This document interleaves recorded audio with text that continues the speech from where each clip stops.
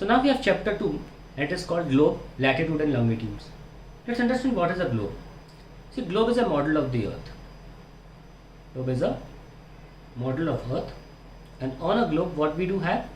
We have countries, continents, oceans, seas etcetera, major चीज़ें उसमें हम मार्क करते हैं और वो एक पर्टिकुलर स्केल के साथ मार्क की जाती हैं, होता उनका करेक्ट साइज़ है, उसको रेशियो बोलते हैं, स्केल रेशियो। ठीक है, जैसे कि हम 1 किलोमीटर को अगर मान के चलें, आप अक्सर ग्लोब में देखा मिलेगा ये कि हम 1 किलोमीटर को मान लीजिए हम 1 लाख किलोमीटर मान रहे हैं, तो इस स्केल के हिसाब से हम ग्लोब पर चीज़ें मार्क करते हैं। और धरती बहुत बड़ी है, किसी भी पॉइंट को स्पेसिफाई करने के लिए कि दिल्ली कहाँ है, नागपुर कहाँ है, न्यूयॉर्क कहाँ है, ये सब मार्क करना बहुत मुश्किल हो जाएगा अगर हम कोई सेट ऑफ पॉइंट्स नहीं लेते हैं तो। और उन्हीं सेट ऑफ पॉइंट्स या यूँ कहिए लाइंस की मदद से ही हम डिफरेंट प्लेसेस को स्पेसिफाई कर सकते हैं कि यहाँ है और ये यहाँ है। उसी स्पेसिफिक लाइंस को 2 प्रकार की हैं, जो हैं लैटिट्यूड एंड लॉन्गिट्यूड। इनकी मदद से हम किसी भी पॉइंट को स्पेसिफाई कर सकते हैं by telling about the latitude and telling about the longitude. तो यहाँ पे ग्लोब पे मेनली सबसे पहली प्राइमरी चीज़ इंपॉर्टेंट है, वो है लैटिट्यूड और लॉन्गिट्यूड। अब ग्लोब पर 2 इमेजिनरी लाइंस होती हैं, और जैसे कि ग्लोब मैं बना रहा हूँ यहाँ पे, ये ग्लोब है और इस तरीके से वो कनेक्टेड होता है। आप में अगर बाज़ार में ख़रीदा हो वहाँ भी आपको दिखेगा। ठीक है, तो इस तरीके से ग्लोब है और ये है इमेजिनरी लाइन। तो मैं 2 इमेजिनरी लाइन की बात कर रहा हूँ। एक तो ये होती है, इसको बोलते हैं एक्सिस ऑफ रोटेशन। ठीक है, और दूसरा जो इमेजिनरी लाइन है वो होती है इक्वेटर, वो ऐसे होती है और इसको हम ज्योग्राफिक इक्वेटर बोलते हैं। क्या ये? Geographic equator. क्योंकि इक्वेटर और होता है जो मैग्नेटिक इक्वेटर होता है, क्योंकि ये मैग्नेट होता है अर्थ के अंदर, मान के चलते हैं। ये भी एक हाइपोथेटिकल कंसेप्ट है मैग्नेट का, और इस मैग्नेट का अपना एक इक्वेटर होता है, उसको मैग्नेटिक इक्वेटर बोलते हैं। वो हमारे लिए ज्योग्राफी में पढ़ने के लिए इंपॉर्टेंट नहीं है। सो ज्योग्राफिक इक्वेटर, तो ये 2 हमारे पास इमेजिनरी लाइंस हैं जो ग्लोब पर आपको हमेशा दिखेंगी। तो अगर हम बात करें कि अगर हम बड़ा सा बनाने चाहें, तो ये मान लीजिए हमारा ग्लोब है और ये इसका एक्सिस है जिस पे अर्थ रोटेट करती है, टेढ़ा एक्सिस, और ये क्या है? हमारा इक्वेटर है। अब इसी इक्वेटर के बिल्कुल पैरेलल कुछ सर्कल्स बनाएंगे आप, क्योंकि ये सर्कल ऐसा हो रहा है तो ऑब्वियसली ये सर्कल्स जो होंगे लेंथ में इक्वेटर से छोटे होंगे। ऊपर चलते चले जाइए, फाइनली एक यहाँ पे सर्कल होगा जो कि ज़ीरो रेडियस का होगा, और देख सकते हैं आप ये लेंथ कम हो रही, सर्कमफ्रेंस कम हो रहा है इन सर्कल्स का। ये इक्वेटर है हमारा, और नीचे भी इस तरीके के सर्कल्स हम बना सकते हैं। ठीक है, और ये सर्कल्स आपस में होते हैं पैरेलल, यानी कि बिल्कुल एक ही लेवल पर एक तरह से एक दूसरे के साथ होते हैं, ये इनको पैरेलल बोला जाता है। ये जो मैंने इक्वेटर के ऊपर सर्कल्स बनाए, इक्वेटर के नीचे सर्कल्स बनाए, इनको ही हम बोलते हैं लैटिट्यूड। यही लैटिट्यूड है। अब प्रॉब्लम ये है कि अगर यहाँ पर कोई शहर लाया करता है तो उसकी जो लोकेशन होगी वो ऐसे देखी जाएगी। एक लाइन आप सेंटर ऑफ द अर्थ से लेंगे और यहाँ पे जोड़ देंगे, और जो एंगल होगा वो एंगल जो है वो ये लिया जाएगा, ये वाला एंगल लिया जाएगा। इसको हम अक्सर ग्रीक लेटर लैम्डा से दिखाते हैं, इसे बोलते हैं लैटिट्यूड एंगल। ये इक्वेटर से लिया जा रहा है।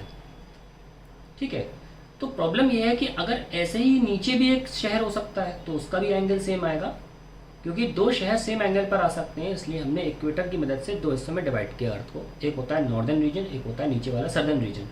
तो हम इन लैटिट्यूड्स को बोलेंगे नॉर्दर्न लैटिट्यूड्स, सारे मिला के प्लूरल कर देंगे नॉर्दर्न लैटिट्यूड्स, और नीचे वाले हो जाएंगे सदर्न लैटिट्यूड। सो अगर हमें किसी जगह का लोकेशन बताना होगा तो हम उस पर N या S लिख सकते हैं, और उससे स्पेसिफाई हो जाएगा कि नीचे के लैटिट्यूड की बात हो रही है कि ऊपर के लैटिट्यूड की बात हो रही है, सदर्न लैटिट्यूड। तो हम ये भी देख रहे हैं कि हम एंगल कहाँ से देख रहे हैं, इक्वेटर पे से ही एंगल देखा जाता है, यहाँ से। ठीक है, कोई भी आप पोजीशन लेंगे तो ये एंगल जो होगा वो हमारा लैटिट्यूड एंगल कहलाया जाएगा। तो अगर मान लीजिए यहाँ कोई शहर है तो आप ये एंगल देंगे तो उसका लैटिट्यूड एंगल में मिल जाएगा। इस तरीके से लैटिट्यूड की एंगल्स की मदद से हम पता लगा सकते हैं कि कोई जो प्लेस है वो कहाँ लाया करती है। अब हमारे पास 5 प्रकार के लैटिट्यूड्स होते हैं। खुद इक्वेटर अपने आप में एक लैटिट्यूड है जो 0 डिग्री पर माना जाता है। जैसे कि हमने बताया आपको कि ये हमारी इमेजिनरी लाइन है जो टिल्टेड है, और ये हमारा जो है वो इक्वेटर है 0 डिग्री पर है, ठीक है। क्योंकि यहीं से एंगल देखेंगे, कोई भी जगह होगी उसका हम इसी लाइन से देखेंगे एंगल, तो 0 डिग्री पाया जाएगा। आप ऐसे भी समझ सकते हैं कि इक्वेटर का लैटीट्यूड एंगल 0 होता है। थोड़ा ऊपर जाएंगे तो ट्रॉपिक ऑफ कैंसर है सबसे पहला जो पड़ता है, और वो आप सेंटर से एंगल देखेंगे, मान लीजिए कहीं पर भी जाएंगे, ये एंगल यहाँ से ले लो, चाहे पोजीशन कहीं से ले लो, ये पूरा का पूरा गोला जो है, अगर इस पर कोई लाइन एक पॉइंट मार्क किया जाए और सेंटर ऑफ द अर्थ पर पॉइंट मार्क किया जाए, तो एंगल जो होगा वो आएगा 23.5 डिग्री ऊपर की तरफ। सिमिलरली नीचे भी इतनी ही दूरी पर एक और सर्कल मार्क करा जा सकता है, और वहाँ पर भी 23.5 डिग्री आएगा, पर वो सदर्न रीजन में होगा। तो हम लिखते कैसे हैं, 23.5 डिग्री नॉर्दर्न और 23.5 डिग्री सदर्न। और फिर इनके ऊपर अगर हम जाएंगे तो एक आएगा आर्कटिक सर्कल और नीचे आएगा एंटार्क्टिक सर्कल, और ये आते हैं आपके 66.5 degree north Arctic circle and 66.5 degree south Antarctic circle. तो आई होप क्लियर हो गया है कि कैसे एंगल मार्क करे जाते हैं और कौन कौन से। तो हम यहाँ लिख सकते हैं ट्रॉपिक ऑफ, ये तो आर्कटिक सर्कल है, आर्कटिक सर्कल, ये एंटार्क्टिक सर्कल है, ये वाला एंटार्क्टिक सर्कल, ये ट्रॉपिक ऑफ कैंसर और ट्रॉपिक ऑफ कैप्रिकॉर्न। सो ये 5 हमारे पास, ये अपने आप में इक्वेटर जो 0 डिग्री पर है। तो बस ये एंगल्स पता हो तो हम डिफरेंशिएट कर सकते हैं कौन सा लैटिट्यूड कौन सा है। अब लैटिट्यूड्स के ही अंदर एक चीज़ इंपॉर्टेंट आती है, रीजन बिटवीन द लैटिट्यूड्स। जैसे कि मैं अब जानबूझ के आपको थोड़ा सीधा करके दिखा देता हूँ, चलो इसे टेढ़े ही हम कर लेते हैं, टेढ़े ही करके दिखा देते हैं, प्रॉब्लम नहीं है। तो ये हमारे पास जो इक्वेटर है, और ये हमारे पास है पहला सर्कल जिसको हम ट्रॉपिक ऑफ कैंसर बोल रहे हैं, और ऊपर वाला ट्रॉपिक ऑफ आर्कटिक सर्कल बोल रहे हैं, और नीचे वाला ये सर्कल है ट्रॉपिक ऑफ कैप्रिकॉर्न, और ये नीचे वाला एंटार्क्टिक सर्कल। नाउ सूरज की रोशनी, ये देखो ये इक्वेटर है ना, this is equator, this is Tropic of Cancer और ट्रॉपिक ऑफ कैप्रिकॉर्न। तो अक्सर क्या होता है कि पूरे साल में इस रीजन पर आधे साल में कभी इस तरफ या कभी इस तरफ, मतलब पूरे साल में इस रीजन पर रोशनी हमेशा पड़ती ही रहती है इस रीजन पर। तो ये रीजन हमेशा गर्म रहता है in comparison to other region which are above and below, क्योंकि यहाँ पर रोशनी जो सूरज की किरणें हैं वो डायरेक्टली गिरती हैं, बिल्कुल परफेक्टली गिरती हैं यहाँ पे। तो ये रीजन मैक्सिमम हीट अब रिसीव करता है, मैक्सिमम हीट फ्रॉम सन। तो ऐसा रीजन फ्रॉम सन जो मैक्सिमम सन की रेज रिसीव करता हो या मैक्सिमम हीट रिसीव करता हो, उस रीजन को हम टॉरिड जोन बोलते हैं। Torrid zone, that zone which receives the maximum heat from the sun. अब नीचे के पोर्शन जो है जस्ट इसके ऊपर, यानी कि हमने क्या देखा, कौन सा रीजन है ये, ट्रॉपिक ऑफ कैंसर से ट्रॉपिक ऑफ कैप्रिकॉर्न तक जो रीजन है उसको हम टॉरिड जोन बोलेंगे। अब ये जो रीजन है मैं ऐसे शेड कर रहा हूँ, इस तरीके वाला और ये वाला, इसको हम बोलते हैं टेम्परेचर जोन, क्योंकि यहाँ पर टेम्परेचर थोड़ा कम रहता है। यहाँ पर सूरज की किरणें उतनी पर्याप्त मात्रा में, उतनी अमाउंट में नहीं पहुँच पाती हैं, जिसकी वजह से यहाँ पर उतना तापमान नहीं रह पाता। ठंडे देश अक्सर आपको यहीं मिलेंगे जहाँ टेम्परेचर 15-10 के आसपास पूरे साल आपको मिलेगा यहाँ पे। तो ऐसे रीजन्स को हम टेम्परेचर जोन बोलते हैं। बस ये पता होना चाहिए कि किस रीजन से किस रीजन के बीच में, यानी कि ट्रॉपिक ऑफ कैप्रिकॉर्न से आर्कटिक सर्कल तक, कैंसर ऊपर है, कैंसर वाला ऊपर है, कैंसर से आर्कटिक सर्कल में जो आपका रीजन है उसको हम टेम्परेचर जोन बोलते हैं। और ट्रॉपिक ऑफ कैप्रिकॉर्न से up to this Antarctic circle भी आपका टेम्परेचर जोन का हिस्सा माना जा सकता है, Antarctic circle. Now comes the frigid zone. अब ये जो रीजन्स हैं यहाँ बर्फ़ रहती है, इस पे तो रोशनी ऑलमोस्ट ना के बराबर पहुँचती है। तो ये सबसे ठंडी जगह होती हैं। हमने बताया था आपको अभी पिछले वीडियो में कि आर्कटिक और एंटार्क्टिक सर्कल में टेम्परेचर्स वही जगह हैं जहाँ पर एक्चुअली -70 -60 आपको नॉर्मली मिलेंगे। तो ये फ्रिजिड जोन्स कहलाते हैं, which receives the minimum sun rays, which receives minimum sun rays. तो ये हमने जोन्स में डिवाइड कर लिया, और यहाँ पे लैटिट्यूड रिलेटेड चीज़ें यहाँ पे ख़त्म हो जाती हैं। अब एक चीज़ देखिए, सपोज मैंने अर्थ बनाई मैं टेढ़ा नहीं दिखा रहा हूँ ताकि आसानी समझ में आ जाए ये चीज़ कि ये हमारा इक्वेटर है और ये हमारा ऊपर का एक सर्कल ले लिया जो कि हम बोल सकते हैं इसको ट्रॉपिक ऑफ कैंसर। अब नोटिस करिए इस पूरे सर्कल पे कोई भी पॉइंट जो है वो इस लाइन से इस लाइन के साथ कितने एंगल बना रहा है, चाहे यहाँ ले लो, चाहे इस पॉइंट को ले लो, चाहे यहाँ ले लीजिए, चाहे यहाँ ले लीजिए, ये सारे पॉइंट्स इस लाइन के साथ इधर और इस लाइन के साथ इधर जितने भी एंगल हैं सारे 23.5 डिग्री निकलेंगे। तो फिर अगर हम एक अकेले लैटिट्यूड में किसी सिटी कंट्री कुछ भी है हम उसकी पोजीशन बताना चाहें तो बहुत सारी सिटीज़ या कंट्रीज़ या नदी या पहाड़ कुछ भी है उन सबके लिए 23.5 डिग्री एंगल आ जाएगा। फिर से स्पेसिफाई करना ऑलमोस्ट इम्पॉसिबल हो जाएगा हमारे लिए कि ये पॉइंट कहाँ लाया करता है। और इसी वजह से एक और लाइन की ज़रूरत पड़ जाती है और उसे हम बोलते हैं लॉन्गिट्यूड, और उसको हम अब देखेंगे।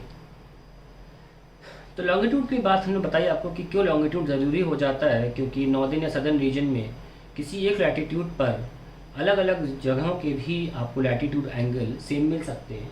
हेंस एक दूसरी लाइन ऑफ रेफरेंस ज़रूरी हो जाती है। रेफरेंस इसलिए बोला क्योंकि उस लाइन से हम काउंट करना शुरू करते हैं कितना लेफ़्ट और कितना राइट। लैटिट्यूड में कितना ऊपर और कितना नीचे देखा जाता है, लॉन्गिट्यूडन में कितना लेफ़्ट और कितना राइट देखा जाता है। तो अगर हम नोटिस करें तो अगर हम अर्थ को बनाते हैं यहाँ पे तो लॉन्गिट्यूड एक्चुअली एक लाइन होती है जो नॉर्थ रीजन से साउथ रीजन तक आती है इस तरीके से। तो ये लॉन्गिट्यूडनल लाइन हुई और ये लॉन्गिट्यूड है, और ये जिस लाइन पे बनाई है मैंने नॉर्थ से साउथ इसको हम 0 डिग्री पे बोलते हैं।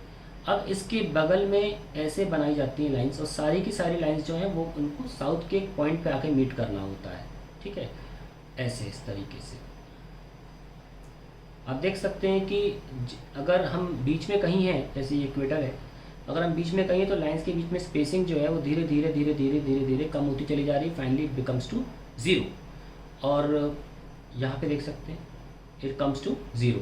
तो बीच में कहीं भी जैसे जैसे हम इक्वेटर से नॉर्थ की तरफ जाते हैं तो लॉन्गिट्यूडनल लाइंस के बीच में जो स्पेसिंग है वो कम होती चली जाती है। दूसरी बात, ये सारी लाइंस सेमी सर्कल होती हैं। ऐसे मत सोचिए कि ऐसे घूम के वहाँ से आ जाएगी, वहाँ भी हम नॉर्थ से साउथ ही बनाते हैं, ठीक है, इनका नॉर्थ से साउथ डायरेक्शन होता है। और दूसरी बात ये कि क्योंकि ये अगर हम इसको भी जोड़ लें सारी की सारी एक सेमी सर्कल ही बना रही हैं, तो ध्यान रखें कि लॉन्गिट्यूडनल लाइंस एक सेमी सर्कुलर लाइंस होती हैं, सेमी सर्कुलर लाइंस। तो अगर हम मेन डिफरेंशिएट रीज़न देखें कि लॉन्गिट्यूड लैटिट्यूड में एक मेन डिफरेंस ये है कि अगर हम लैटिट्यूड की बात करें तो इक्वेटर के बाद दूसरी लाइन जो थी ट्रॉपिक ऑफ कैंसर वाली वो छोटी है इक्वेटर से। यहाँ ऐसा नहीं है, जो मेन लाइन है यहाँ से 0 डिग्री पे हम मान के चलते हैं कि हमारी लाइन 0 डिग्री पर है, उसके बाजू में जो लाइन शुरू हो रही है और उसके बाजू में सारी की सारी लॉन्गिट्यूडनल लाइंस सेम लेंथ की होती है। तो ध्यान रखें कि जितनी भी लॉन्गिट्यूडनल लाइंस हैं वो सेम लेंथ की हैं।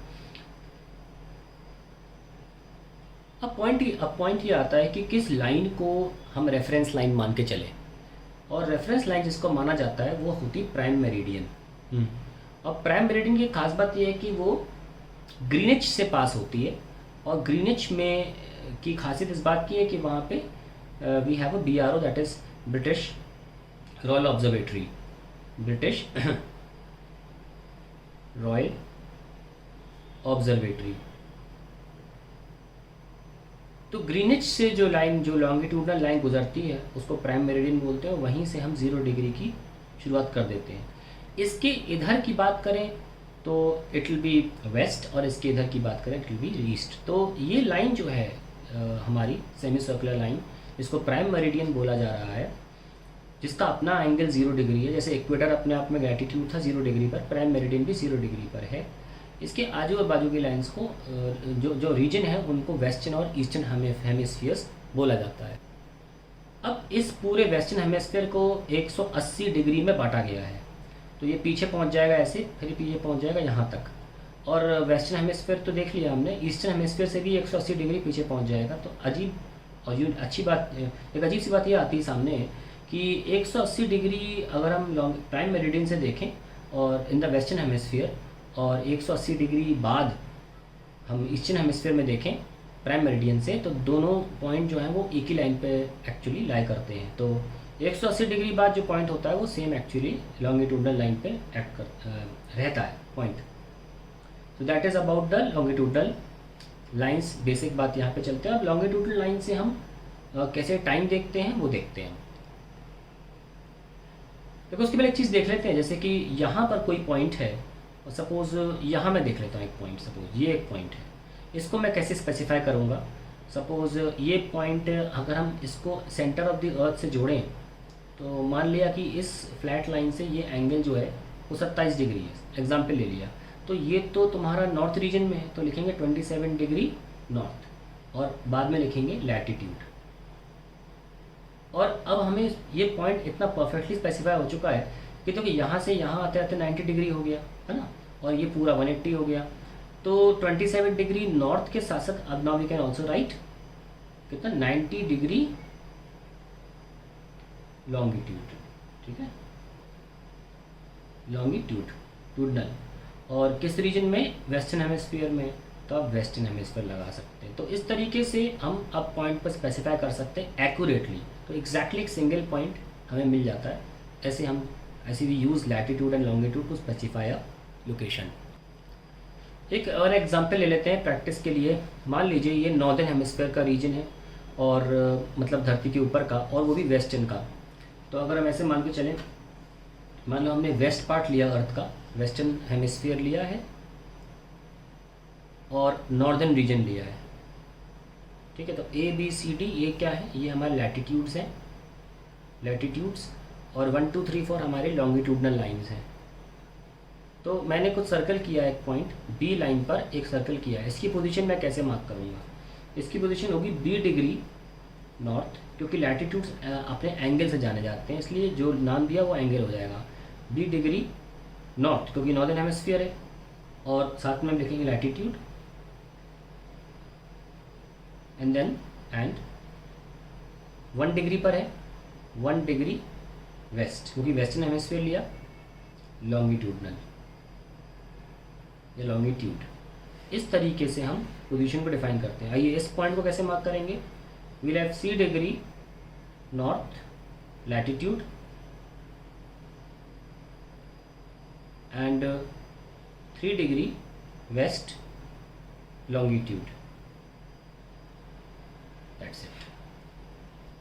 So now we'll see how clock चलती कैसे है, लॉन्गिट्यूड्स की मदद से क्लॉक कैसे चलती है।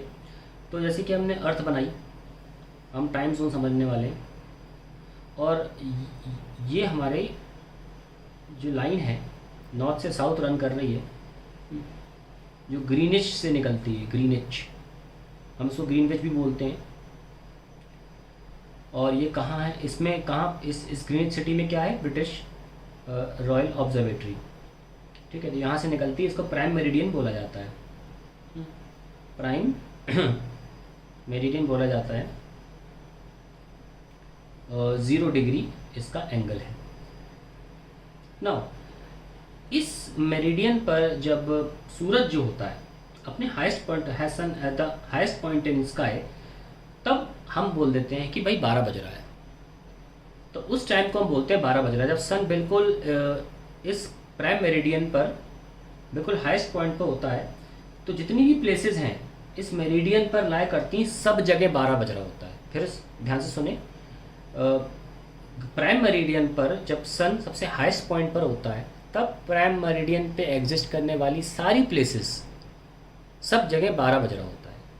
तो अगर हम बात करें ईस्ट की बात करें प्राइम मेरिडियन से, तो अर्थ रोटेट तो वेस्ट से ईस्ट करती है, ऐसे आपके एंटी क्लॉकवाइज सेंस में अर्थ ऐसे रोटेट करेगी, वेस्ट ये है और ईस्ट ये है, अर्थ ऐसे रोटेट करती है। तो जो ईस्ट में पार्ट है वो हमेशा समय से आगे रहेंगे, जो भी समय यहाँ हो रहा है उससे आगे रहेंगे, और जो वेस्ट में सिटीज़ हैं या प्लेसेस हैं वो हमेशा पीछे रहेंगे समय में। इसका एग्जाम्पल लेंगे अभी हम, लेकिन ध्यान रखना कि ये रीजन जो है वो अहेड रहेगा in time, ahead in time from Greenwich. तो ग्रीनिच का एक मीन टाइम निर्धारित किया जाएगा, उसको हम बोलते हैं ग्रीनिच मीन टाइम, GMT। तो जितने भी सिटीज़ यहाँ पाई जाएंगी इस रीजन में, ईस्टर्न रीजन में, इस लाइन के, वो सब GMT से आगे रहेंगी, क्योंकि हिंदुस्तान ईस्टर्न रीजन में, इसलिए आपको दिखेगा अपनी घड़ियों में +5.5। वो +5.5 कैसे आता है वो भी हम समझेंगे यहाँ। और जो लेफ्ट साइड में होगा उसको हम वो हमेशा पीछे रहेगा समय में। इसका एग्जाम्पल ले लेते हैं। तो देखिए, जैसे कि हमको पता है कि अर्थ एक रोटेशन जब करती है कोई भी चीज़, तो हम बताइए कि एक रोटेशन में कितना एंगल होता है, 360 डिग्री। तो 360 डिग्री अर्थ रोटेट करती है एक रोटेशन में, तब टाइम कितना लगता है, 24 आवर्स में ऐसा होता है। तो यानी कि अगर हम बात करें कि 1 आवर में कितना डिग्री रोटेट करेगी, उल्टा देख लेते हैं। 24 आवर्स में तो कितना डिग्री रोटेट कर रही है, 360 डिग्रीज। और 1 आवर में कितना रोटेट कर रही है, 360 divided by 24, that is 15 degree. तो 15 डिग्री अर्थ रोटेट करती है 1 घंटे में। तो हमको पता है कि वेस्ट टू ईस्ट अर्थ का रोटेशन है। अर्थ ऐसे रोटेट करती है, अगर ऊपर से देखें तो एंटी क्लॉकवाइज सेंस में। ध्यान रखें इस बात का कि अर्थ हमेशा एंटी क्लॉकवाइज रोटेट करती है, वेस्ट से ईस्ट, इस डायरेक्शन में। ठीक है। और ये भी ध्यान रखें कि 1 घंटे में 15 डिग्री रोटेट करती है। इसका मतलब ये हुआ कि जब 12 बज रहा था, हमने बताया आपको कि ईस्ट वाले जगह पर टाइम आगे चलता है, जो भी टाइम आपका प्राइम मेरिडियन में किया गया है। जब हमने बोला 12 बज रहा है यहाँ पे 12 नून, तब 15 डिग्री आगे जो लॉन्गिट्यूड होगा उस पर जितनी भी जगह होंगी दुनिया में 15 डिग्री आगे, उन सब पे 1 घंटा आगे टाइम रहेगा, क्योंकि आपने 15 डिग्री लिया है और 15 डिग्री में अर्थ 1 घंटा लेती है। तो सब जगह 1 बज रहा होगा PM में। और अगर हम वेस्ट रीजन में देखें तो पीछे रहेगा, सब जगह क्या बज रहा होगा, 11 AM। ठीक है। तो इस पार्ट को रिवाइंड आप देख के कर लें कि अगर आपको पकड़ में आया हो। बेसिक सी इतनी बात है, प्राइम मेरिडियन पे जब सूरज सबसे ऊपर होता है तब हम 12 बजे दोपहर मान लेते हैं। अब उसके राइट साइड ईस्टर्न पार्ट में टाइम आगे रहेगा और लेफ्ट साइड में टाइम पीछे रहेगा। इतनी सी बात है केवल। तो 15-15 डिग्री में बांटा गया है इन सबको। और अगर 15 डिग्री में कोई लाई करता है, 15 डिग्री लॉन्गिट्यूड में जो जगह लाई करेंगी सब जगह 1 PM हो रहा होगा, और 15 डिग्री पीछे जो लाई कर रही होंगी जगह उन सब पे 11 बजे सवेरे का हो रहा होगा, क्योंकि यहाँ पे आपको दिख रहा है कि 1 घंटे का मतलब निकलता है 15 डिग्री रोटेशन की वजह से। तो इस तरीके से अगर आप इंडिया की पोजीशन भी देखें तो 5.5 घंटे क्लियर हो जाता होगा आपको कि इंडिया कहाँ पर लाई करता है। हम यहीं से निकाल सकते हैं कि 15 डिग्री का मतलब हो जाता है 1 आवर, है ना। अब हम देखते हैं कि हम इंडिया कितने आगे, 5.5 घंटे हमें मोबाइल में भी सेट कर दिखता है। तो 5:30 यानी कि 5 घंटे का मतलब 5 घंटे हैं यहाँ पे। 1 घंटे पे कितना, 15 डिग्री, तो 5 घंटे पे कितना हो गया, 75 डिग्री। और आधा घंटा और जोड़ना है, तो 15 का आधा और जोड़ दो, 75 प्लस 15 का आधा 7.5, 82.5। सो इंडिया को एवरेज, ऑन एन एवरेज माना गया है कि वो 82.5 के लॉन्गिट्यूड पे पाई जाती है। जैसे कि मैं इसको समझाता हूँ कि जो हमारा इंडिया है, सपोज ये हमारा इंडिया है, मैं ऐसे बना देते हैं, इंडिया का मैप तो नहीं बना रहे। तो इंडिया का जो लेफ्टेस्ट पोर्शन है वो 68 डिग्री पर पाया जाता है लॉन्गिट्यूड में, और जो राइटेस्ट पोर्शन है वो 97 डिग्री पे पाया जाता है। तो ओवरऑल इंडिया जो है वो कितने डिग्री पे फैला हुआ है, 68 से 97, दैट इज अबाउट 29 डिग्रीज में ये फैला हुआ है। अब प्रॉब्लम ये है कि अगर हम 1-1 डिग्री का देखते रहेंगे तो हर जगह अलग अलग टाइम निकलने लगेगा। इसलिए हर कंट्री का एक एवरेज लॉन्गिट्यूड निर्धारित किया गया है, नहीं तो ट्रेन के टाइम टेबल्स, एरोप्लेन्स के टाइम टेबल बहुत प्रॉब्लम कर जाएंगे। तो इंडिया को एवरेज फॉर्म में 82.5 लॉन्गिट्यूड पे माना गया है।